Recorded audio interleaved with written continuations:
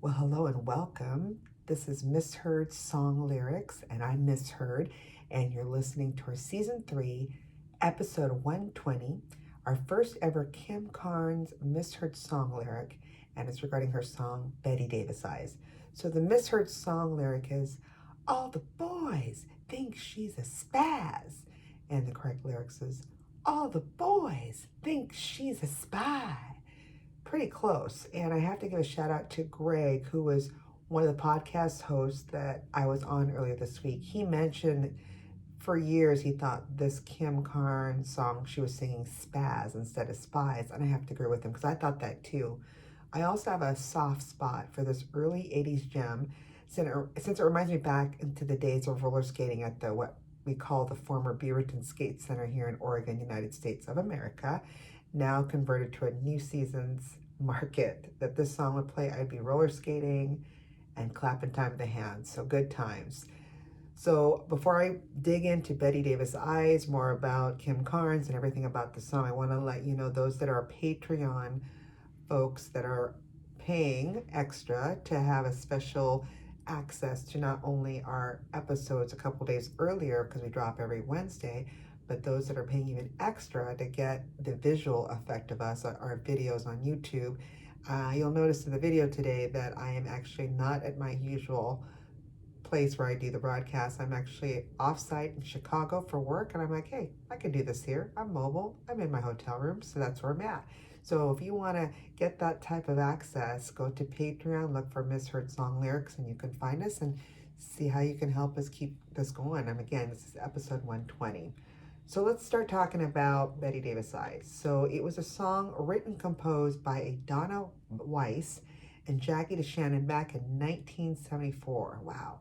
It was originally recorded by DeShannon the year of her album called New Arrangement, but it was made popular by, like what I shared earlier, American singer Kim Carnes in 1981, when it spent 9 non-consecutive weeks on top of the U.S. Billboard Hot 100. 81, wow.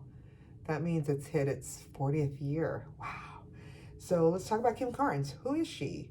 She was born on July 20th, 1945. She's an American singer and songwriter, born and raised in LA, California, and she began her career as a songwriter in the 1960s. She actually was writing for other artists while performing some local clubs and working as a session background singer with what they called the famed Water Sisters. And if that sounds familiar, there's actually an awesome documentary called 20 Feet from Stardom. So let me just tell you about this documentary if you haven't seen it.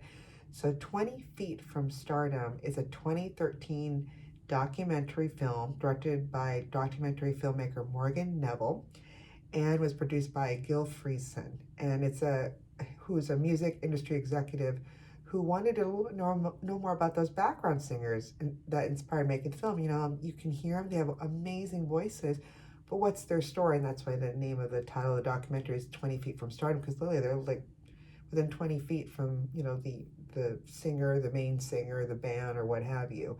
So the film follows behind the scenes experience with famous backup singers like Darlene Love, and that name rings a bell. She's been a backup singer for many famous bands and what have you. And then she also had like her hit with a Christmas song. So I mean, amazing voice, as well as Judith Hill, Mary Clayton, Lisa Fisher, Tata Vega, and Joe Lowry, among others.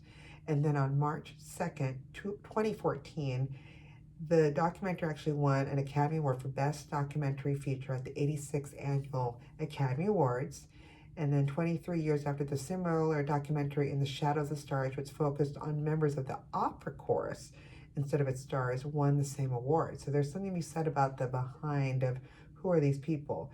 And then Lisa Fisher said of backup singing, quote unquote, I reject the notion that the job you excel at is somehow not enough to aspire to, that there has to be something more. I love supporting other artists. She added, some people will do anything to be famous. I just wanted to sing. Amen, sister. That's hopefully my life someday after retirement, is I can be a backup singer for some famous singer. You know, don't have to have the spotlight. I'm good being right there on stage. So after Kim Carnes signed her first publishing deal with a Jimmy Bowen, she released her debut album Rest on Me in 1971.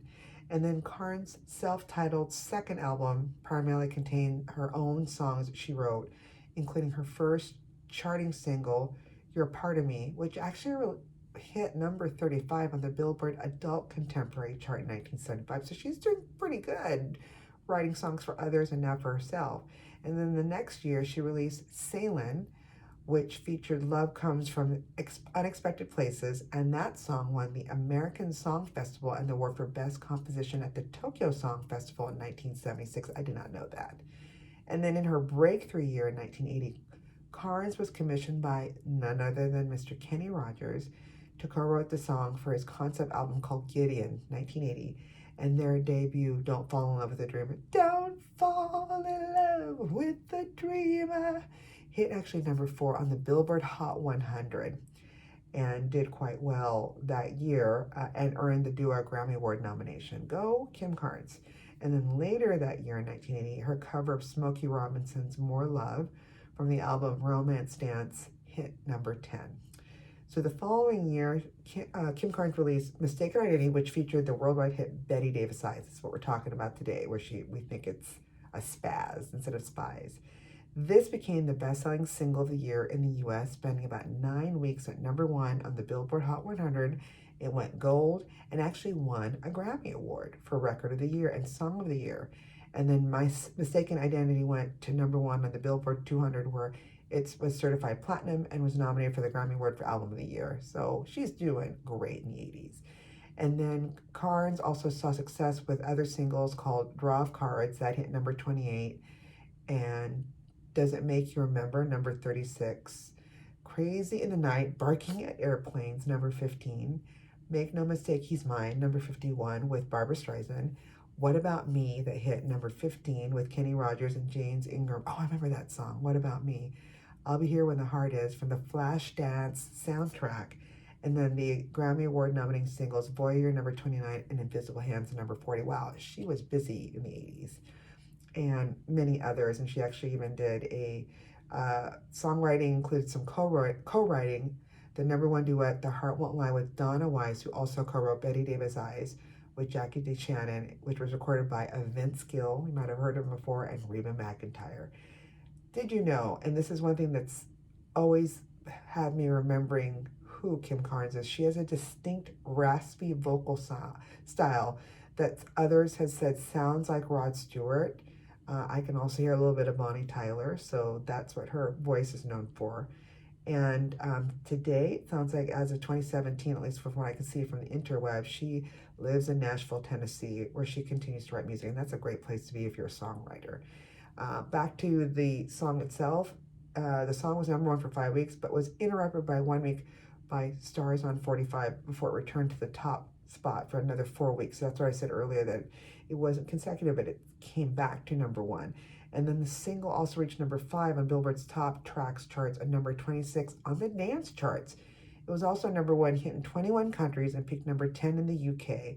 To date, her only top 40 hit in that country. It also reached number 2 in Canada for 12 consecutive weeks and was number 2 hit of 1981 in the country after Stars on 45. And like I said earlier, that the song actually won the Grammy Awards for Song of the Year and Record of the Year. It also ranked at number 12 on Billboard's list of the top 100 songs in the first 50 years of the Billboard Hot 100 chart. So I mean, wow, who knew all this was happening, right? And then according to a producer by the name of Val Garay, the original demo of the tune that was brought to him sounded like, he said, a Leon Russell track. I'm not familiar who Leon Russell is, which is interesting with this beer barrel polka piano part, which there's not in this version. And then Bill Cuomo came up with the signature synth riff using a synthesizer called a Sequential Circuits Prophet 5 synthesizer, which now defines the Kim Carnes version, which of course did quite well. So for you geeks out there, that's what he used. So the other thing I found out with the song, which is amazing, is it was recorded in the studio on the first take. No multiple takes, no cleaning up. I mean, first take, that's how good she is. And then let's talk about Bette Davis. Did she know about the song? Did she care? Well, she sure did, because at the time when it was written in the 80s, Miss Bette Davis was 73 years old. And when Kim Carnes' version became a hit, she wrote letters to Carnes, I think this is awesome, Weiss and DeShannon, who wrote it, to thank all three for making her a part of modern times. and stated that her grandson now looked up to her. After the Grammy wins, Davis sent them roses as well. Well, there you go. It's a class act. Let's end it with the video. Have you seen the video? Just do a search and you want to see the original video that Kim Carnes did in the 80s for this song on YouTube. It was actually directed by an Australian film director by the name of Russell Mulcahy, and he was born on June 23rd, 1953. He is an Australian film director, and his work is known for the use of like fast cuts, tracking shots, and glowing lights. And that's what they call neo-noir lighting, wind-blown drapery and fans, which he uses a lot in this video. He directed other music videos in the 80s and also worked on television since the early 90s. And he actually directed the films Razorback in 84, Highlander, my husband's favorite, 86, and then Resident Evil Extinction 2007. So it starts, I'm going to set it up for if you haven't seen it yet. So with Kim Carnes, with her popular black Ray-Bans, big back then, and again, the wind blowing her faces is what this Australian director loves. And prior to that, I think she's covered up in this like black scarf with the wind blowing, but then when it's revealed, it's her underneath that. She is, on some kind of platform while the fan's blowing through her beautiful blonde hair, and then it cuts. There's a fast cut of her in front of her band, and she's all in a black men's suit with blonde hair, but her band is dressed as pirates. I don't know why, but they are. And she is on, like I said, some platform with shadows of what looks like Bette Davis. You don't see the face, but just a shadow or silhouette behind her. And at this moment, with her singing and the way she looks, she almost reminds me of a woman version of Michael Bolton, especially with the same raspiness to her voice like his, because he has that too. And then it cuts to a crowd dressed like for a masquerade ball. Some are dressed kind of like they are pirates, others not, who simulate slapping each other in the face in time and the sound of the slap and the music. I mean, it's pure 80s. Hilarious.